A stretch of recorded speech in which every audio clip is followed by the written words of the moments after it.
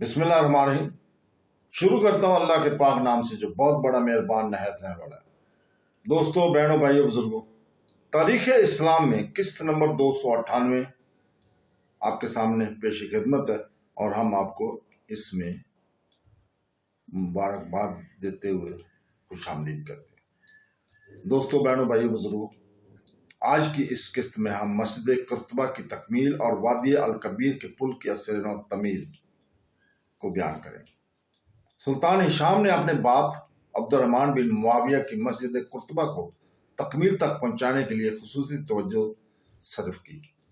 سن 175 ہجری میں سلطان ہشام نے اپنے بیٹے حکم کو صوبہ تعطلہ کا گورنر مقرر کیا تھا۔ سن 176 ہجری میں قرطبہ میں دریائے وادی الکبیر کا پل اثر نو تعمیر کرایا اور یہ امیر سما نے حضرت عمر بن عبدالعزیز کے عہد خلافت میں تعمیر کرایا تھا۔ اب سلطان ہشام نے اس کو پہلے سے زیادہ وسیع اور مضبوط اور خوبصورت بنوایا تھا۔ جب یہ پل بن کر تیار ہو گیا تو سلطان کے کان میں کسی شخص نے یہ آواز پہنچائی کہ سلطان نے یہ پل اس لیے بنوایا تھا کہ اس کو شطح میں جانے آنے کے لیے آسانی ہو۔ یہ سن کر سلطان نے مرتے وقت تک اس پر قدم نہیں رکھا، چونکہ عباسی ایجنٹ پوشیدہ طور پر اندلس میں اپنا کام کیا کرتے تھے۔ ادھر سلطان ہشام کا بھائی سلمان افریقہ کے ملک مراکش میں بیٹھا ہوا مسلمانوں اور عیسائیوں کو گمراہ کرنے کی کوشش میں مصروف تھا۔ شمال کی جانب شالبین جو ہارون الرشید سے دوستی پیدا کر چکا تھا اسی قسم کی کوشش میں لگا رہتا تھا۔ نتیجہ یہ ہوا کہ صوبہ جلکیہ کے نوازیدہ عیسائی ریاست نے فرانسیسیوں اور اندلسی واقعہ پسندوں کی پشت پناہی پر علامات سرکشی کا ظاہر کرنا شروع کیے تھے۔ سلطان ہشام نے بلا توقف عبد الکریم بن عبد الواحد بن مغیث کو بلا کر جلکیہ کی جانب روانہ کیا۔ لشکر اسلام نے جلکیہ میں پہنچ کر سرکشوں کو نیچا دکھایا اور ان سے اقرار اور اطاعت لے کر واپس آئے۔ ابھی یہ بغاوت فرو نہ ہوئی تھی کہ بربریوں نے متحد ہو کر علم بغاوت بلند کر دیا۔ سلطان ہشام نے ان کی سرکوبی پر عبد القادر بن عیان بن عبداللہ خادم امیر ابو معاویہ کو روانہ کیا۔ عبد القادر نے سخت مارکے کے بعد بربری جمعیت کو منتشر اور ہزارہا کو خاک اور خون میں ملا دیا۔ یہ واقعہ 178 ہجری کا ہے۔ 179 ہجری میں اہل جلکیہ نے فرانسیسیوں کے ابھارنے سے پھر سرکشی کا اظہار کیا۔ سلطان نے عبد الملک بن عبد الواحد بن مغیث کو فوج اس طرف روانہ کیا اور حکم دیا کہ علاقہ جلکیہ میں ہوتے ہوئے ملک فرانس کے اندر داخل ہو کر اس اسلامی لشکر سے ملو جو دوسری طرف سے فرانس میں داخل ہوگا۔ چنانچہ ایک لشکر دوسرے راستے سے فرانس میں بھیجا گیا۔ جلکیہ کے عیسائی رئیس اووائشنش نے اسلامی لشکر کی آمد کا حال سن کر تمام راستے اور شہر خالی کر دیے اور خود اسلامی لشکر کے آگے آگے پہاڑوں میں بھاگتا اور چھپتا پھرا، چونکہ عبد الملک جلکیہ میں زیادہ دنوں نہیں ٹھہرنا چاہتا تھا، لہذا وہ باغی سرداروں کو مفرور دے کر فرانس کی حدود میں داخل ہوا۔ دوسرے اسلامی لشکر سے مل کر ملک فرانس کے اکثر شہروں اور قلعوں کو فتح کر کے مسمار کیا اور فتح اور فروزی کے ساتھ قرطبہ کی جانب واپس آیا۔ ماہ صفر 180 ہجری میں سلطان ہشام بن عبد الرحمن نے 7 سال چند ماہ حکومت کرنے کے بعد 40 سال 4 ماہ کی عمر میں وفات پائی۔ تو دوستو، مسجد قرطبہ کی تعمیر میں اس 80,000 دینار امیر عبد الرحمن نے صرف کیے تھے اور 1,60,000 دینار سلطان ہشام نے اس مسجد کی تعمیر و تکمیل میں خرچ کیے تھے۔ سلطان ہشام اپنے باپ کی طرح سفید مگر نہایت سادہ اور کم قیمت لباس پہنا کرتا تھا۔ اس کا شکار کا شوق تھا، لیکن نہ ایسا کہ امور سلطنت اور دین اور ملت کے کاموں میں جو آخر ایام حیات میں اس کو بھی ترک کر دیا تھا۔ حاجت مندوں کے لیے اس کا دربار ہمیشہ کھلا ہوا تھا۔ مظلوموں کا اپنی داد رسی میں کسی قسم کی کوئی رکاوٹ پیش نہیں آیا کرتی تھی۔ محتاجوں کی خیبر گیری میں وہ خود راتوں کو اپنا آرام ترک کر دیا کرتا تھا۔ مسافروں خود لے جا کر کھانا کھلاتا۔ اندھیری راتوں میں شہر کی گلی کوچوں میں گشت کرتا اور محتاجوں، بیواؤں، مسکینوں کی دستگیری میں بڑا لطف پاتا۔ چوروں، ڈاکوؤں اور مجرموں سے جو زر جرمانہ وصول کیا کرتا تھا وہ سرکاری خزانے میں داخل نہ ہوتا بلکہ رعایا ہی کے بہبود کے کاموں میں صرف کیا جاتا تھا۔ لڑائیوں میں جو لوگ اتفاقاً عیسائیوں کی طرف چلے جاتے ان کو سرکاری خزانے سے فدیہ دے کر آزاد کرایا جاتا تھا جو ان کی قید میں چلے جاتے تھے۔ سلطان ہشام نے قسم کھانے کو ایک بھی مسلمان عیسائیوں کی قید میں باقی نہ چھوڑا، سب کو آزاد کرا لیا تھا۔ اندلس میں ایک مسلمان نے مرتے وقت یہ وصیت کی تھی کہ اس کا ترکہ سے ایک مسلمان قیدی عیسائیوں کی قید سے آزاد کرایا جائے۔ چنانچہ تمام عیسائی ممالک کو چھان مارا مگر کوئی مسلمان عیسائیوں کی قید میں نہ ملا، کیونکہ سلطان ہشام نے تمام مسلمانوں کو پہلے آزاد کرا لیا تھا۔ سلطان ہشام ایک مکان خریدنا چاہتا تھا۔ اس مکان کے مالک سے گفتگو ہو رہی تھی۔ اسی اثنا میں سلطان کو معلوم ہوا کہ اس مکان کے قریب رہنے والا ایک شخص اس مکان کو خریدنا چاہتا ہے مگر وہ سلطان کی وجہ سے مکان کی خریداری کے ارادہ کو ترک کر چکا ہے۔ یہ سن کر سلطان ہشام نے ایسے تجربہ کار اور دیندار لوگ مقرر کیے تھے جو صوبوں کے عاملوں کی طرز حکمت، عدل اور انصاف اور دفاتر کی جانچ پڑتال کرتے اور ایک صوبہ میں جا کر وہاں کی رعایا سے وہاں کے حاکموں کی متعلق شکایت سنتے تھے۔ سلطان ہشام کے عہد حکومت میں قرطبہ کے اندر وہاں کے امیروں اور مالداروں نے بڑی بڑی خوبصورت اور عظیم الشان عمارتیں بنوائی جس سے شہر کی رونق اور خوبصورتی میں اضافہ ہو گیا تھا۔ اور علمی مجالس کا سلسلہ تو امیر عبد الرحمن ہی کے زمانے سے خوب زور و شور کے ساتھ اندلس میں جاری تھا، لیکن سلطان ہشام نے اس علمی ترقیات کے سلسلے کو ترقی دینے کے علاوہ سب سے بڑا یہ کام یہ کیا تھا کہ مدارس میں عربی زبان کو لازمی قرار دیا، اور اس کا نتیجہ یہ ہوا کہ چند روز میں اندلس کے عیسائی عربی زبان سے واقف ہو کر قرآن مجید اور دین اسلام سے واقفیت حاصل کرنے کے قابل ہوئے اور بڑی کثرت سے بطیب خاطر اسلام میں داخل ہونے لگے، اور عیسائیوں کی وہ وحشت اور نفرت جو مسلمانوں سے تھی یکسر دور ہو کر اس کی جگہ مسلمانوں اور عیسائیوں میں تعلقات، محبت اور مودت قائم ہونے لگے۔ عربی زبان کے لازمی قرار دینے کا اثر اشاعت اسلام کے لیے بے حد مفید ثابت ہوا۔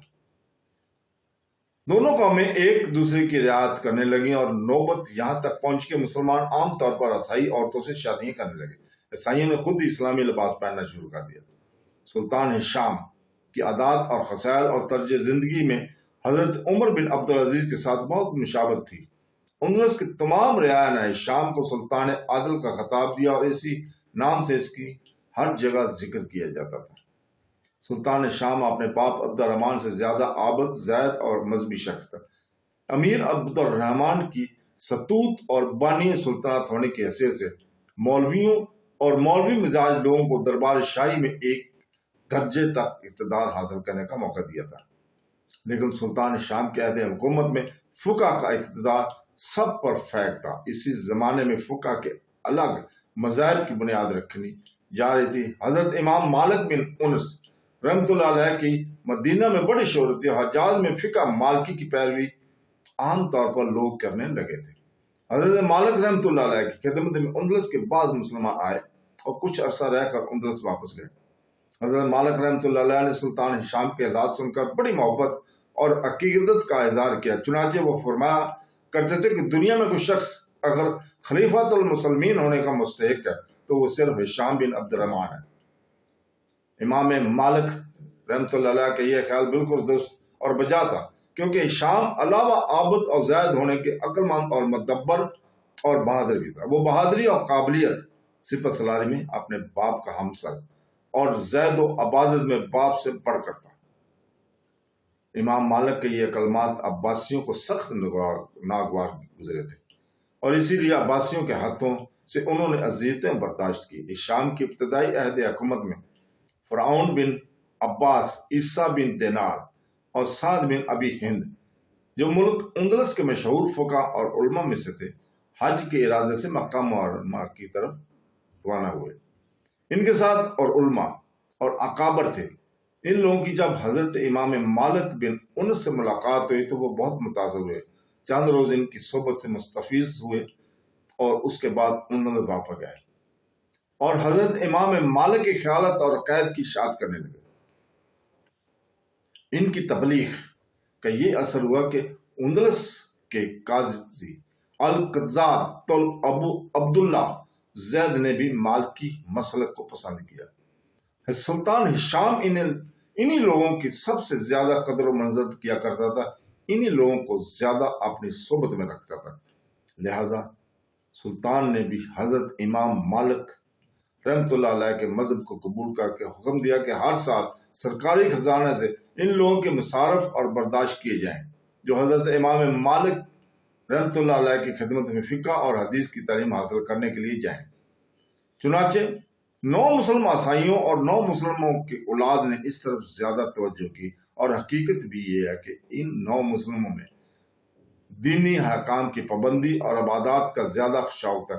سلطان شام اور شیخ الاسلام ابو عبداللہ کے مالکی مسلک اختیار کرنے کا نتیجہ یہ ہوا کہ سلطنت کا مذہب مالکی ہو گیا، اور تمام ملک میں مالکی فقہ کے موافق قاضیوں کے فیصلے صادر ہونے لگے۔ شام کے عہد حکومت میں صدقات اور زکوٰۃ کتاب و سنت کے بالکل موافق وصول کیے جاتے تھے۔ سلطان شام کی اپنی زندگی میں اپنے بیٹے حکم کو اپنا ولی عہد بنایا اور ارکان سلطنت سے حکم کی ولی عہدی کی بیعت لی۔ اس موقع پر حکم کو مخاطب کر کے شام نے مندرجہ ذیل کلمات بطور وصیت فرمائے تھے جو ہم بیان کر رہے ہیں۔ انہوں نے کہا کہ تم عدل اور انصاف کے قائم رکھنے میں امیر اور غریب کا مطلق امتیاز نہ کرنا، اپنے ماتحتوں سے رعایت اور مہربانی کا برتاؤ کرنا، اپنے صوبوں اور شہروں کی حفاظت اور حکومت پر وفادار اور تجربہ کار لوگوں کو معمول کرنا، جو آمر رعایا کو بلا وجہ ستائے اس کو سخت سزا دینا، فوج پر اپنا اقتدار مضبوطی اور اعتدال کے ساتھ قائم رکھنا، اور اس بات کا بھی لحاظ رکھنا کہ فوج کا کام ملک کی حفاظت کرنا، ملک کو تباہ کرنا نہیں۔ فوج کو تنخواہ ہمیشہ وقت پر دینا، اور جو وعدہ کرو اس کو ضرور پورا کرنا۔ ہمیشہ اس بات کی کوشش کرنا کہ رعایا تم کو محبت کی نگاہ سے دیکھے۔ رعایا کو زیادہ ڈرانا اور خوف زدہ بنا کر رکھنا استحکام سلطنت کے لیے مضمر ہے۔ اسی طرح رعایا کا بادشاہ سے متنفر ہونا نقصان رساں ہے۔ کاشتکاروں کے حال سے بھی کبھی بے خبر نہ ہونا، اس بات کا ہمیشہ خیال رکھنا کہ فصلیں تباہ اور خراب نہ ہونے پائیں اور چراگاہیں برباد نہ ہو جائیں۔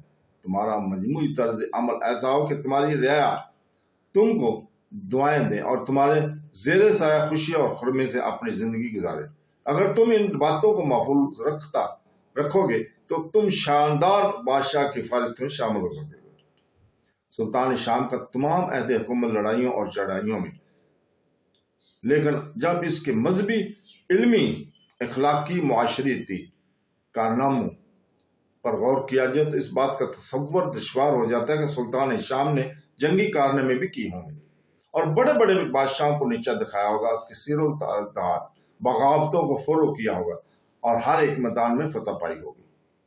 بہرحال ملک اندلس میں خاندان بنو امیہ کی حکومت اور سلطنت خلافت کے قائم ہو کر 300 برس تک باقی رہنے کے اسباب میں ایک بڑا سبب یہ ہے کہ امیر عبد الرحمن بانی حکومت اندلس کے بعد ہشام جیسا ہمت صفت موصوف سلطان تخت اندلس کا وارث اور مالک ہوا۔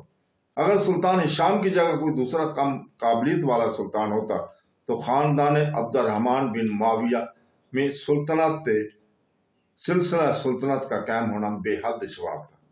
افسوس ہے کہ سلطان ہشام کی مدت سلطنت بہت تھوڑی رہی، یعنی صرف 7 برس اور 8 مہینے اس نے حکومت کی۔ تاہم اس کی تلافی اس طرح ہو گئی کہ ہشام کے بعد حکم بن ہشام بھی ایک نہایت موزوں شخص تھا جو تخت اور حکومت پر جلوہ افروز ہوا تھا۔ تو دوستو اس کے ساتھ ہی ہم آج اجازت چاہتے ہیں، کل تک کے لیے۔ کل انشاءاللہ تعالیٰ ہم اسی وقت آئیں گے آپ کے سامنے۔ اللہ حافظ۔